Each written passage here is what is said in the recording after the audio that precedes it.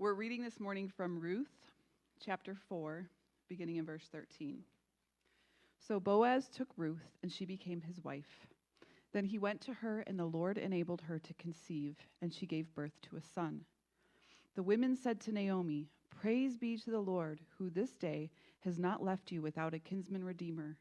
May he become famous throughout Israel. He will renew your life and sustain you in your old age. For your daughter-in-law, who loves you and who is better to you than 7 sons, has given him birth." Then Naomi took the child, laid him in her lap, and cared for him. The women living there said, "Naomi has a son." And they named him Obed. He was the father of Jesse, the father of David.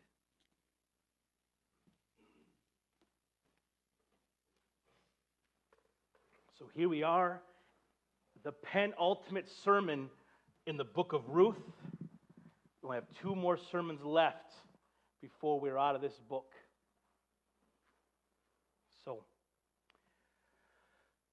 So if you read a book called Ruth, you would assume the main character of the story is who? Ruth. I remember when I went and saw this movie called The Dark Knight Returns, and I assumed it would be a Batman movie because he was on the poster. You would imagine my surprise when for the first hour there was no Batman. And I'm like, I paid money to see a man in a cape. Where is he? In the same way, the book is called Ruth, but Ruth is not the main character of the story. Naomi is the main character of the story. She is there from verse 1, and at the very end of all things, here we are, and she is the one who is addressed. She is the one to whom the crowds sing. Naomi is our main character. When we first meet Naomi, she is a young woman. She's leaving her hometown. She's a married woman, and her husband travel to the fields of Moab to find financial success far from the recession-plagued lands of Bethlehem. She goes out, and there in the fields of Moab, she buries her husband, she buries her sons. The story follows her return back home. It is Naomi who sees the providential hand of God. When Ruth comes home one day, when her daughter-in-law comes home, and Naomi says, "Where did you work today? Where did you beg?" She goes, "I begged in this field, but owned by this guy named Boaz." And Naomi goes, "Boaz!" And she sees God had led you to this field. You did not just happen upon it. God is doing something. It is Naomi who hatches the crazy plan to send Ruth to the threshing floor and to kind of fly her flag and say, "I like you." That plan does work. And here we are. Ruth's plan works. We see Boaz go to the gate, skillfully negotiate for Ruth's hand in marriage, and the happily ever after has finally come upon us. Let's start where we started. When Naomi first comes back to Bethlehem, the women come out to see Naomi. She's been gone for 20 years. You can imagine in this small town the fanfare of one of their own returning. Is this Naomi? Can this be the young girl who left us those many years ago? And she says to them, "Do not call me Naomi. Do not call me pleasant. You call me Mara. You call me bitter. For the Almighty has dealt very bitterly with me. I went out full, but Yahweh has caused me to return empty. Why do you call me Naomi? Yahweh has answered against me, and the Almighty has brought calamity against me." Naomi begins the story, and her cup is empty. Naomi's cup is empty. The hardness of life, the losses she's experienced, they have beat the hope out of her. She is mad at God. She thinks there is nothing good waiting for me in this life. It's only just sadness now. I'm a widow. My sons are dead. I'm destitute and impoverished. This is my life now. I left with a full life. I have come back empty and broken. And here's the truth of the matter. We all know people like this.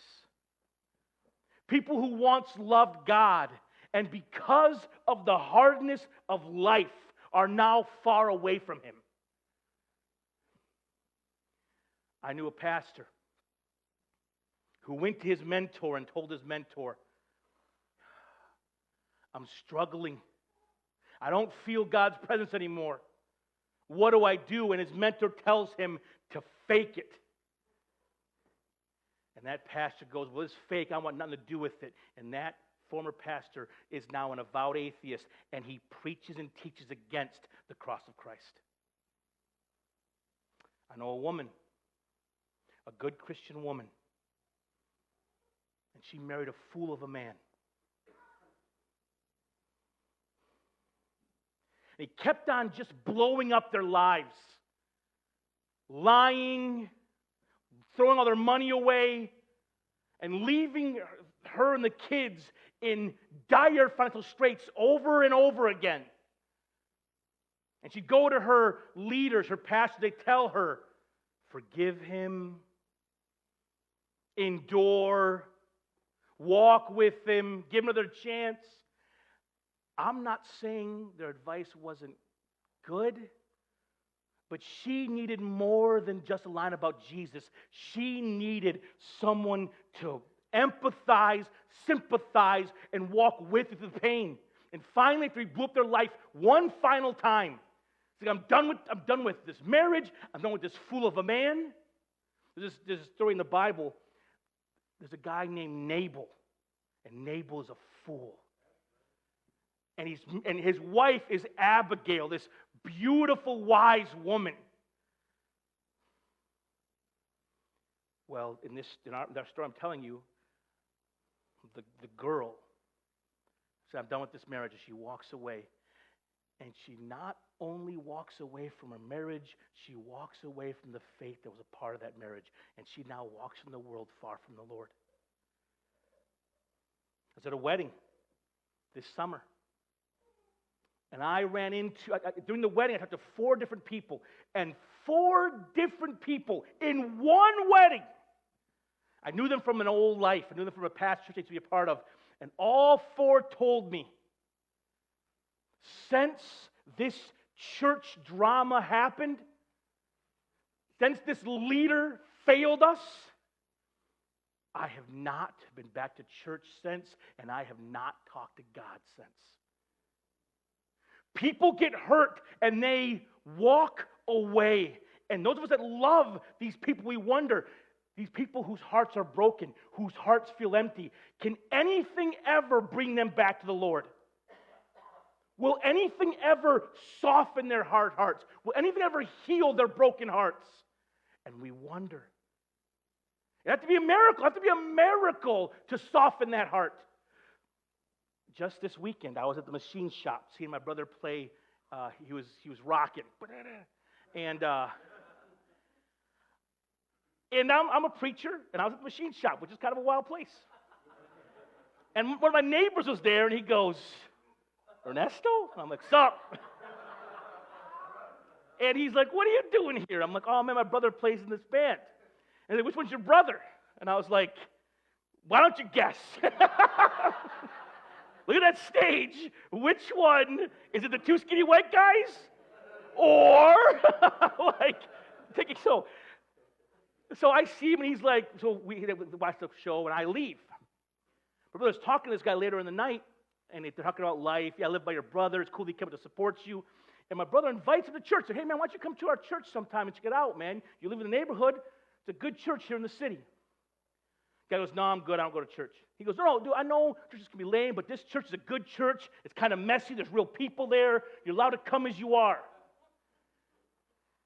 And the guy goes, no, man, I ain't never going to church again.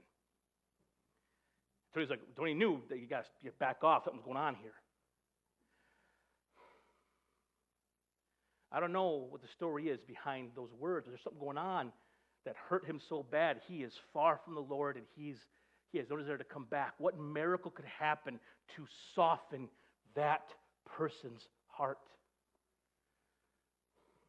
Here's a free one for you. If you ever have a friend or a loved one who wanders from the Lord, they might tell you, oh, I've left the Lord because of some reason. The Bible's untrustworthy. They might say the problem of evil. When you hear those words, it's not usually the time to engage in intellectual debate, because usually behind that reason, there's an emotional wound. We are not just brains with limbs. We are emotional, spiritual, intellectual creatures. Usually people, when they've left the Lord, there is true emotional hurt behind it. As you listen to people talk, listen to their stories, you will find there's more there than you would have guessed. It's not merely a debate to be won, but a person to be loved. A lot of my stories are at bars. I was at a bar in Chicago. I'm not drinking or nothing. I'm just there. One of my buddies, I went to visit him, and I met him at this place. And it was me, my good friend from college, and all his coworkers. So I don't know anybody. So we're all hanging out, just talking. I'm having my Coca-Cola, just doing my thing. Just so you know, Coca-Cola. And all of a sudden, my buddy reveals, oh yeah, my good friend Ernesto, he's a pastor. And I was like, why'd you say that? And you feel the energy change at the table. And this one lady, young girl, probably 24, comes at me both barrels. She's like, I can't believe you do this for a living. You people do this. And you church folk believe in these things, you do these awful things. That's why I don't go to church, I don't go to church, and I hate people that do what you do. She comes strong. I felt like it was like Facebook meanness in real life. And your first instinct is to defend yourself, right? But I'm like, there's something going on here that I don't know. Behind these objections, there's something going on deep. And so I took the hit. I sat silently. I was like a scolded child, just sitting there like, well, everyone hates me. Well, later on as we hung out that night, someone brought up 80s movies, which is kind of my lane. I know 80s cinema. So I enter in, and we're all just jiving and laughing, talking trash. And it's just a good time. It's like 11:30 midnight, and everyone's leaving. So I go out, everyone say goodbye. Me and my buddy are going to go back to his place. Well, everyone leaves, and this one girl's the last person there. She waits for everyone else to leave, so it's just us three. And she goes, hey. I'm like, what's up? She goes, I'm sorry I came so strong earlier. I'm like, it's okay. She's like, when I was a little girl, this, and this happened. I've just been so mad. I'm like, it's okay. Now, I don't know this girl. I've never met her in my life. She's a 24-year-old girl. I don't know where she comes forward. She gives me a hug. She felt listened to. She felt heard. And she felt loved. Naomi, her cup is empty. The pain she went through knocked the faith right out of her. This happens to people.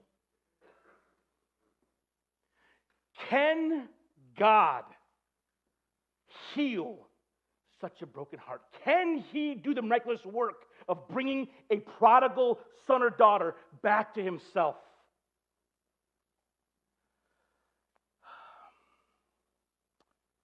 Verse 13. So Boaz took Ruth. She became his wife. And he went into her. And Yahweh granted her conception, and she gave birth to a son. Then the women said to Naomi, blessed is Yahweh who has not left you without a kinsman redeemer today. May his name be proclaimed in Israel. May he also be a restorer of your soul. a sustainer of your old age for your daughter-in-law who loves you and is better to you than 7 sons has given birth to him. This is a weird moment because you think everyone should be like giving Ruth the high fives. Ruth got married. Ruth had a baby. But everyone is singing praises to Naomi. Naomi, you are blessed. Naomi, you have been seen by the Lord. You know what? Took Mara. So pain turned Naomi into Mara. What can turn Mara back into Naomi? I'll tell you what can. The goodness of God. The goodness of God fills Naomi's cup. It fills her back up. These simple moments of goodness, like it brings the goodness of God back to her forefront. Because we see in chapter 3, she prays and she tells Ruth, Ruth, it is my prayer that God would give you rest. My prayer is that this life of lack is not all we will know. Ruth, I pray you can be married again and have children and family. That's my prayer for you. And it's all come to pass. And Naomi sees God has heard our cry. And then the people tell Naomi, you have a kinsman redeemer in this baby. You know what fills her cup the most? A grandbaby. How crazy is that? I've heard stories of this. Like, people tell me all the time, you think you love your kids, but when you have that grandbaby. Now, people tell me this, and I'm like, how can that be true? Because I have 2 kids, and my heart is so full of love for them. There's like no more room for more love, it feels like. They tell me, just you wait. Grandbaby comes home, and like the Grinch, it grows 2 more sizes. She holds that grandbaby in her arms, and her heart is filled with gratitude to the Lord. It says, she took the child, put him on her bosom, and became his nurse, meaning she takes that kid, she holds it, and becomes that child's nanny. And all the women say, Naomi, look how much God has blessed you, He's gave you this baby. And what's crazy is, in the story to this moment, Boaz has been called the kinsman redeemer. Boaz is the one who will bring hope to the family. Well, the chorus of women give the title from Boaz and give it to the grandchild. Naomi, you're so blessed. This grandbaby of yours is going to be your kinsman redeemer. He'll watch over you in old age. He's going to be famous in Israel. He's going to make you proud. And he is. Naomi holds that child, and it fills her cup. The goodness of God can fill up things you think that could never, ever be made whole again. When Angie and I, we met and married, I met her, and she lived at a Christmas tree farm. Every Christmas, the day of Thanksgiving, people would come to that Christmas tree farm, and they would have these big old Budweiser horses. I don't know if they're called something. What are they called? Clydesdale, sorry. I watch a lot of TV. These big old Clydesdale horses. They would be there, and they'd pull the sleigh back into the forest. You'd cut down your tree, and you'd bring it home. And so that was her life. And then Christmas Day and Christmas Eve, her family had all these traditions. Listen to the same song every year, having stockings over the fireplace, the same exact snacks every year at the same time. There's all these traditions because her family they all adored and loved Christmas. So then I get brought into this family. I'm married. I'm a part of this world. She brings me home for Christmas after our first year of marriage, and she's so happy to share it with me. What she doesn't know is that I hate Christmas. Because her memories were of joy and laughter and family. My Christmas memories are like policemen and running away and sadness. And I didn't realize that every year Christmas time, the Christmas-like things, the lights, the trees, they triggered in me this sadness that was so deep. So we get married, and we go to her house for Christmas, and I would go up and hide in a room and just sleep all day and avoid everyone and everything. And so how could we ever, she'd ask me, why do you hate Christmas? I'm like, I can't talk about it. I can't talk about it. What could possibly happen to heal such a broken heart? And I'll tell you what happened. We had our daughter, born right in Christmas season. And that event, that moment, the love that came with her was greater than the sadness that had come before.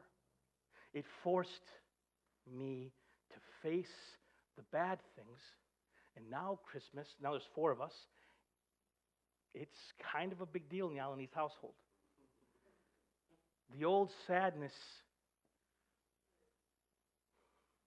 the cup has been filled. The goodness of God has filled the cup, and now I can celebrate this season. All things have been made new. The goodness of God can fill the cup.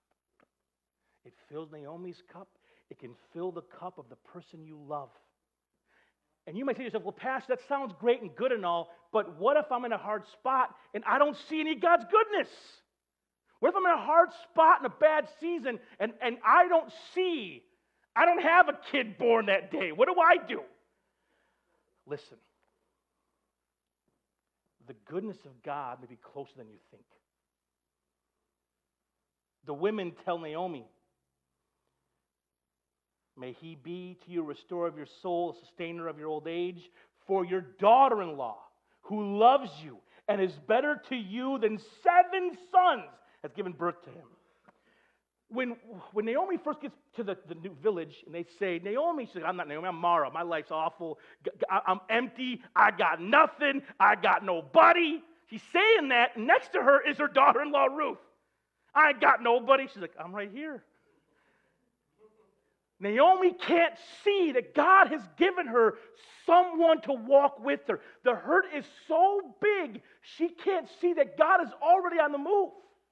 Listen, the goodness of God may be closer than you think.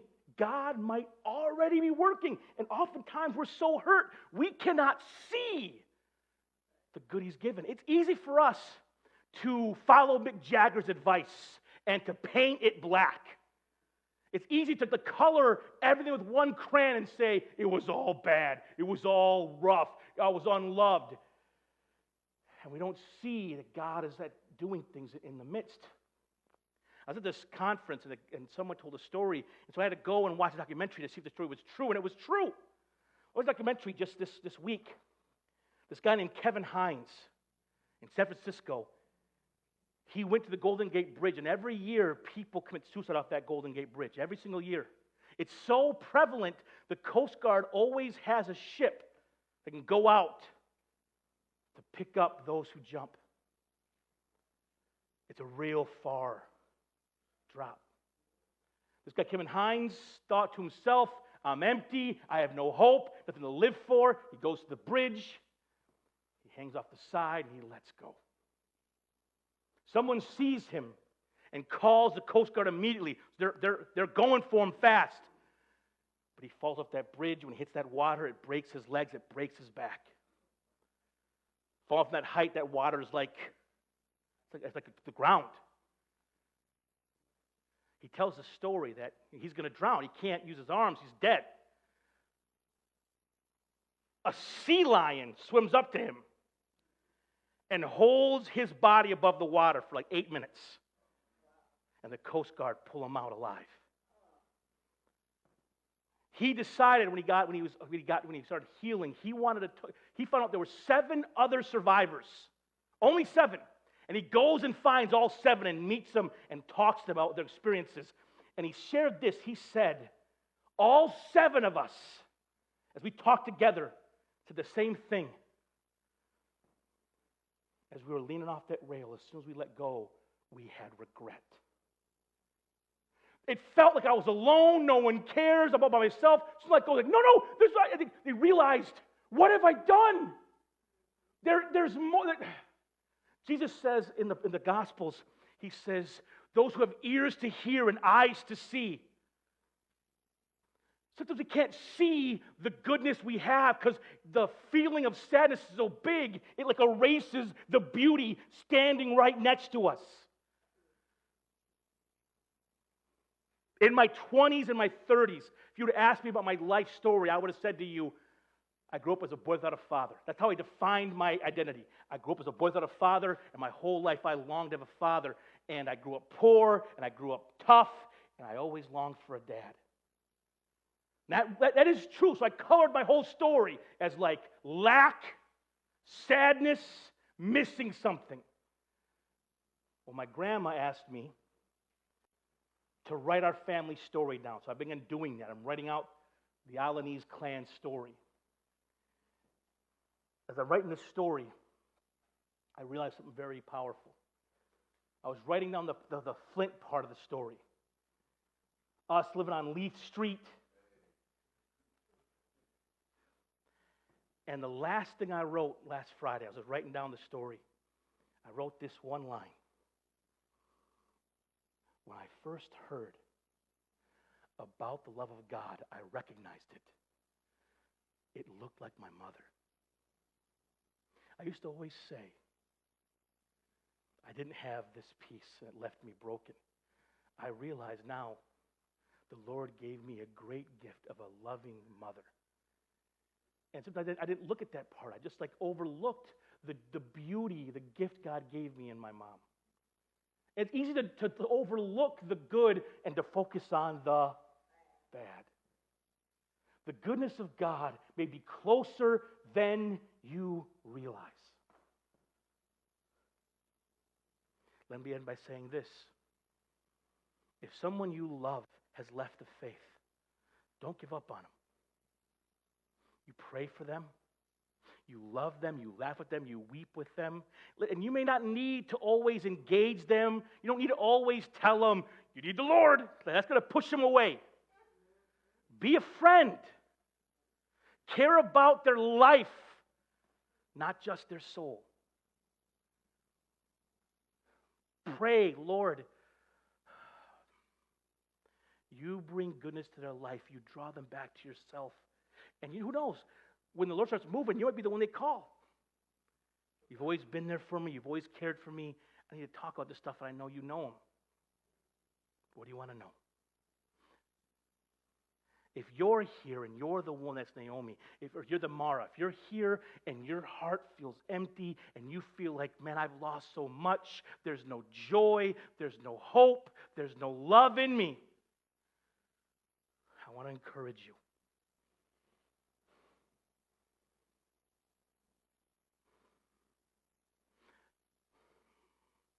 Don't end it. Sometimes it feels like suicide is an easy way out. It's not an easy way out. Suicide takes all the pain you're going through and gives it to everybody you love. Seek help. Everything is changeable. Ask the Lord, Lord, what is the good that's around me? Because there is good. There's always something God is doing around us. Even in the darkest times, He's at work. So love those who are hurting. And if you're hurting, tell somebody. Tell somebody. We're a church. We call us a family. We can talk, we can have lunch, we can pray for one another. Sometimes at midweek here at church, we'll just stop a Bible study and gather around someone and pray for them, and we'll all start crying together, and it's beautiful and of the Lord. You need not bear the burden alone. Naomi became Mara. Mara, when she received the goodness of God, she became Naomi once again. With that said, let us pray. Father in heaven, thank you so much for your word that is true. We thank you for your goodness, O Lord. And maybe it won't be a grandchild. Maybe it won't be a loving mother. Maybe the goodness we experience will be the acceptance of your Son, Jesus Christ, who loves the most unworthy sinners and welcomes us at his table. For this we give thanks. For the empty hearts in the room, Lord, call them by name and remind them they are loved. They are seen. For those in this room who love someone far from you, give us hope on their behalf. Continue praying for them and loving them and knowing that you are doing a work even if we can't see it. Thank you, Jesus, for all you've done for us and are going to do. In Christ's name we ask all these things.